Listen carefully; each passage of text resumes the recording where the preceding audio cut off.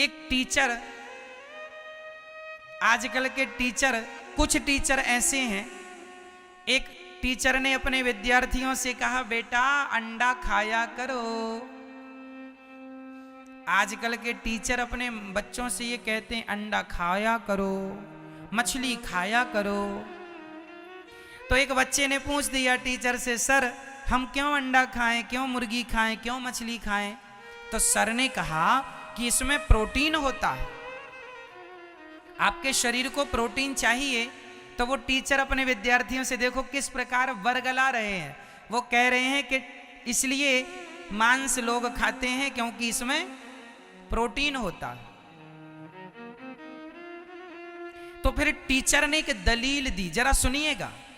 एक टीचर ने बच्चों से कहा बेटा तुम लोग जो दाल चावल खाते हो वह भी तो जीव है। भाई चावल से भी तो पेड़ तैयार होता है ना, चावल को बो दिया जाए धान को तो उससे भी, तो उसके अंदर भी जीव है। गेहूं के अंदर भी जीव है और अंडे के अंदर भी जीव है।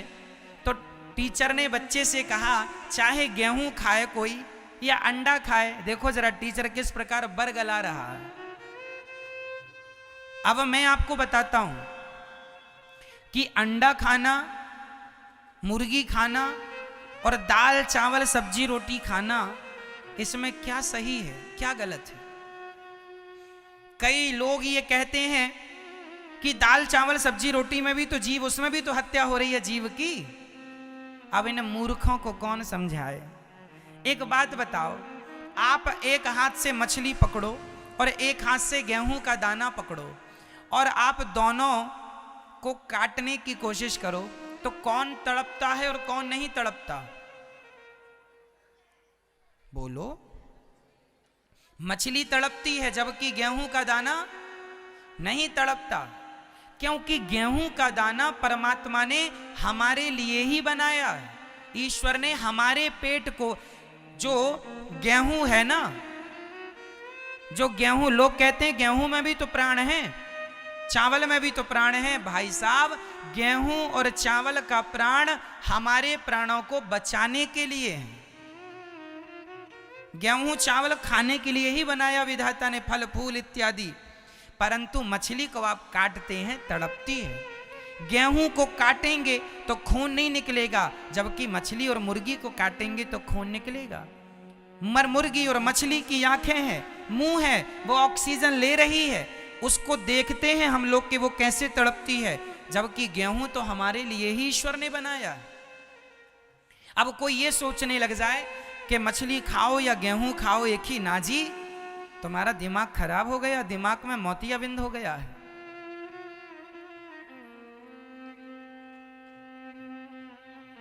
कैसे हो सकती हैं चीजें एक सी? हो सकती हैं? यदि जीव की हत्या लोग करते हैं, आज आप मछली को मार रहे हो, आज आप मुर्गी को मार रहे हो, कल को आपके पिताजी मर गए तो आप तो अपने बाप को भी भूंज के खा लोगे। क्यों? इनका क्या भरोसा, इनकी मां मर जाए तो मां को ही तल के खा लें। जो मछली को खा सकते हैं, जो मुर्गी को नहीं छोड़ते, जो जीव की हत्या कर रहे हैं। मछली कितना तड़पती है पानी से निकालने पर, लेकिन आप निर्दयी हैं, दया नहीं आती। मुर्गी के पंख नोच लिए जाते हैं, राम राम राम, कितनी निर्दयी कैसे हो सकता। ये मनुष्य का तन पाकर भी तुम्हारे अंदर दया ना जागी तो कई करोड़ों जन्मों तक ईश्वर तुम्हें अब मनुष्य कभी नहीं बनाएगा, तुम इसके लायक ही नहीं हो। ये ईश्वर की सबसे बड़ी कृपा यही है कि ईश्वर ने हमें मनुष्य बनाया। बड़े भाग्य मानुष तन पावा। मनुष्य का शरीर बड़े, जोर से, मनुष्य का शरीर बड़े, मैया को थोड़ा जगाना मेरी मां। मनुष्य का शरीर बड़े भाग्य से मिलता है, कथा बड़े भाग्य से मिलती है। सोना तो सब जगह है, यहां सुन लो, घर तो सोना ही सोना है। ठीक है, इसलिए नींद वींद आए तो हाथ उठा लेना, हम तुरंत लोरी सुना के सुला देंगे आपको।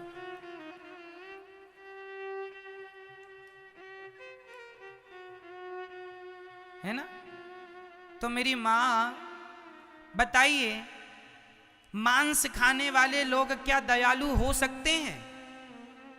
मांस खाए और कहे कि मैं दयालु हूं। दया उसी के अंदर होगी मेरी माँ जो सदा भगवान को भोग लगा के प्रसाद ग्रहण करता है। जो किसी हमारे हिंदुस्तान के हिंदुओं के लिए लिखा है, हमारे सनातनियों के लिए लिखा है, अहिंसा ही परमो धर्मः।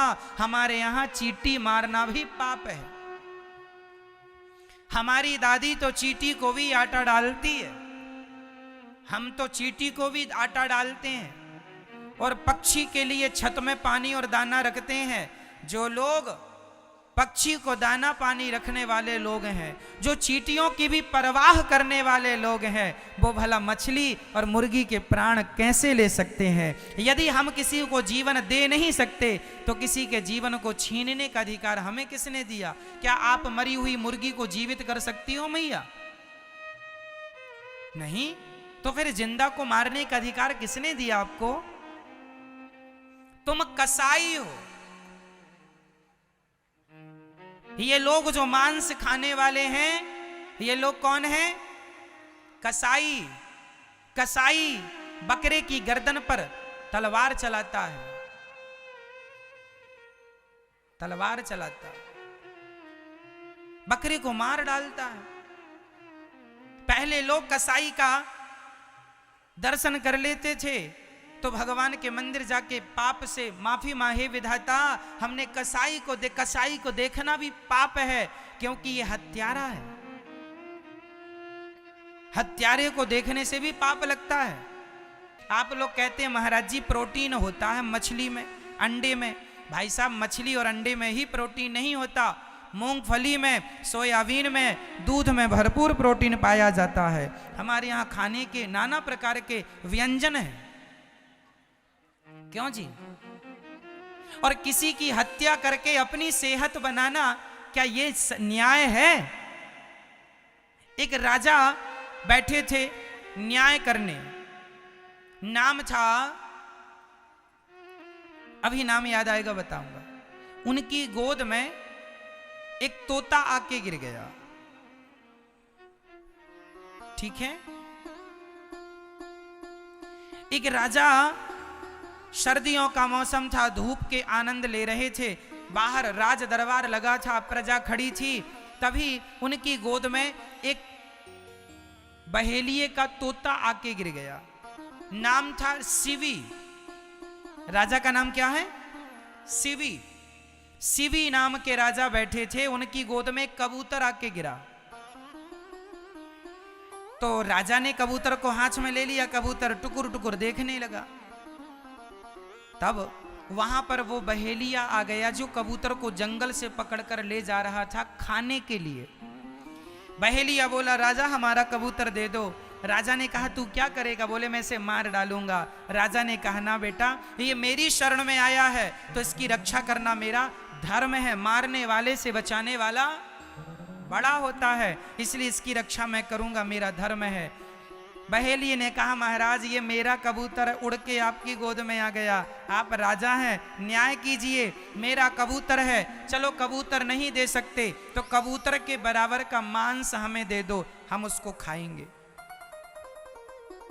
राजा ने तराजू बांधी, एक पलड़े पर कबूतर को बिठाया और दूसरे पलड़े पर मांस लाया। कहां से लाएगा भाई? मांस कहीं से लाए, किसी को तो मारना पड़ेगा।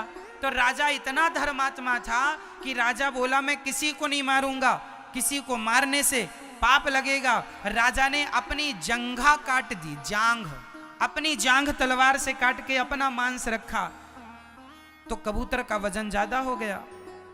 दूसरी जंघा का मांस काटा, फिर भी कबूतर का वेट ज्यादा। अपना पेट का मांस काटा, फिर भी कबूतर का अपना पांव काट दिया। ये इतिहास में हमारे वेद पुराणों में शिवी की कथा बहुत प्रसिद्ध है। एक राजा ने एक पक्षी के लिए अपना पांव काट दिया दोनों, और फिर भी कबूतर मायावी था, उसका वेट बढ़ता गया, वजन बढ़ता गया। अंत में राजा ने अपना सिर काटने के लिए तलवार गर्दन पर रखी, तब उस कबूतर से भगवान प्रकट हो गए। वाह राजन, मैं तुम्हारे धर्म की परीक्षा ले रहा था कि तुम कितने धर्मात्मा हो।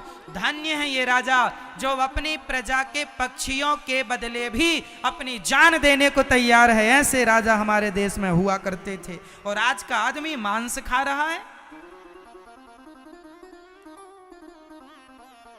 किसी की जान बचाना पुण्य है मेरी मां, किसी के प्राणों का हरण कर लेना पुण्य नहीं हो सकता।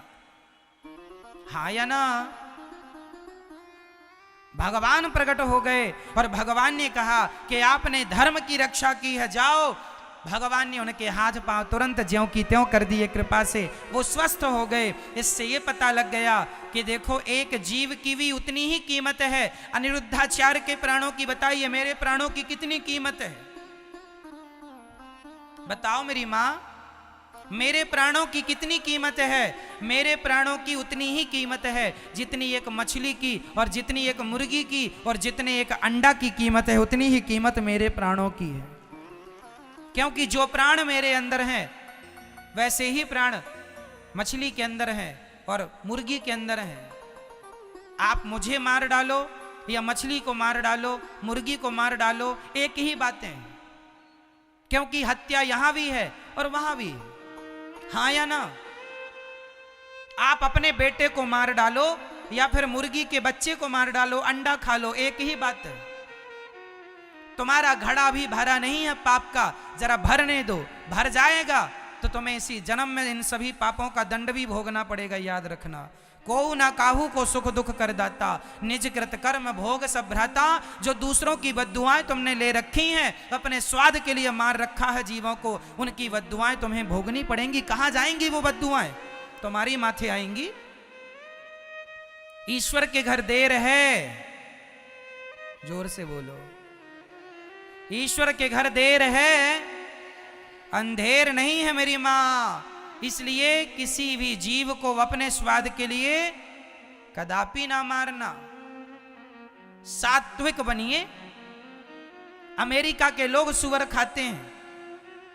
क्यों खाते हैं? क्योंकि वो अशिक्षित हैं। आप कहेंगे महाराज जी वो तो बड़े पढ़े लिखे। अरे पढ़ाई लिखाई दो प्रकार की होती है।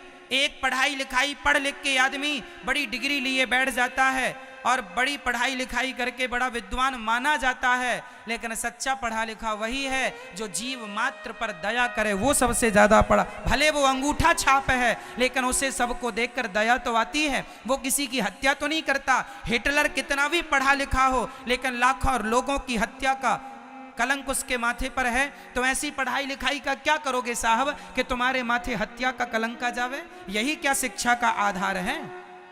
क्या यही शिक्षा है कि आप पढ़ लिख के मांस खाने लग जाओ, शराब पीने लग जाओ? इसे ही पढ़ा लिखा कहते हैं क्या?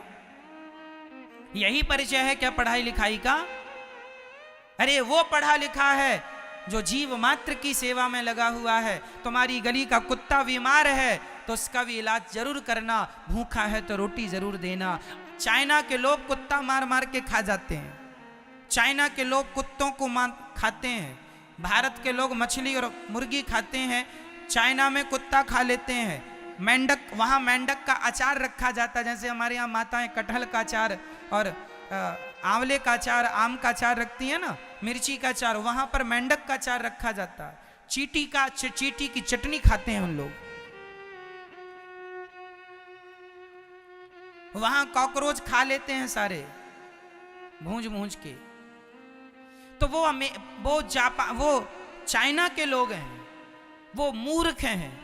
उन्हें नहीं पता कि मनुष्य का जन्म ईश्वर ने क्यों दिया है। वो तो केवल यही समझते हैं खाओ, भोग भोगो और सो, पैसा कमाओ, खाओ, भोग भोगो और सो, यही करने आए हैं। उन्हें पता ही नहीं कि मनुष्य शरीर केवल भोग भोगने के लिए नहीं, केवल मन लगा के खाने के लिए नहीं, केवल सोने के लिए नहीं, मनुष्य के शरीर से ही भगवान को प्राप्त किया जा सकता है और जीवों पर दया की जा सकती है। और मनुष्य का शरीर पाकर भी तुम केवल बच्चे ही पैदा करने में लगे हो, केवल खाने और सोने में लगे हो, तो ये काम तो सुअर भी कर रहे हैं। हाँ या ना? चाइना के लोग भी खाते हैं तो सुअर भी खाता है, चाइना के लोग सोते हैं तो सुअर भी सोता है, चाइना के लोग बच्चे पैदा करते हैं तो सुअर भी करता है।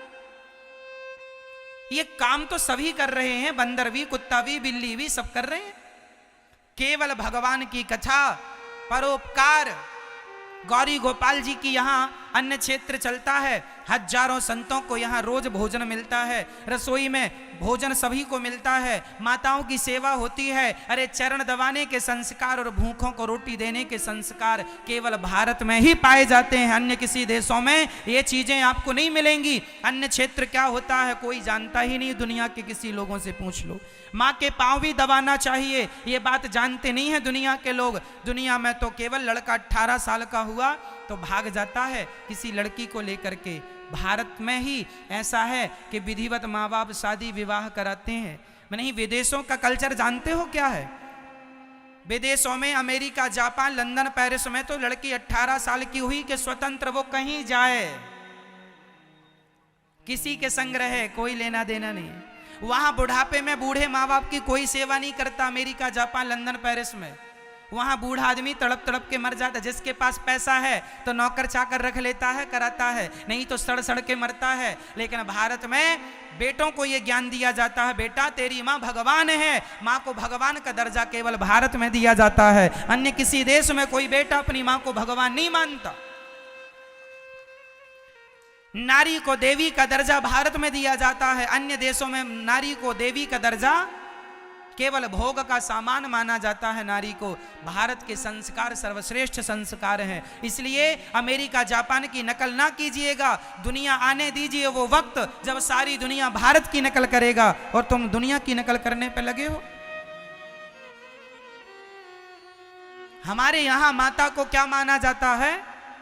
बोलो बोलो, और जोर से बोलो। भगवान। माता पिता कौन? भगवान है। आप अमेरिका चले जाइए, पूछ लीजिए माता पिता कौन है। मदर फादर, इससे ज्यादा कोई व्याख्या नहीं है उनके पास। ये मेरी मदर है, ये फादर है, बस खत्म बात। क्या फादर का मतलब होता है, क्या मदर का मतलब होता है, कोई नहीं जानता। वहां तो बुढ़ापे में आदमी अकेला काटता है अपनी जिंदगी। मेरे अमेरिका में बहुत सारे भक्त हैं जो जानते पहचानते हैं, सुनते हैं कथा। वो लोग भारतीय लोग हैं ना, अमेरिका का कल्चर जानते हैं। वो बताते हैं गुरुजी यहाँ केवल भोग प्रधान है, बस शरीर में जितनी ताकत है उन लोग अपनी वो सारी सुअर क्यों खाते हैं? क्योंकि सुअर खा खा के उन्हें भोग भोगने होते हैं। हम लोग भोगी नहीं हैं, हमारी भारत की धरती भोग प्रधान नहीं भक्ति प्रधान है, इसलिए यहाँ सात्विक आहार है। दाल चावल सब्जी रोटी, फलाहार। फलाहार की चर्चाएं केवल भारत में होती हैं, हाँ या ना? इसलिए मेरी माँ, मांस ना खाना कभी भी। आप लोग खाते हो तो छोड़ देना आज की आज। हम उस देश के वासी हैं जिस देश में गंगा बहती है। अमेरिका, जापान, लंदन, चाइना में गंगा नहीं बहती।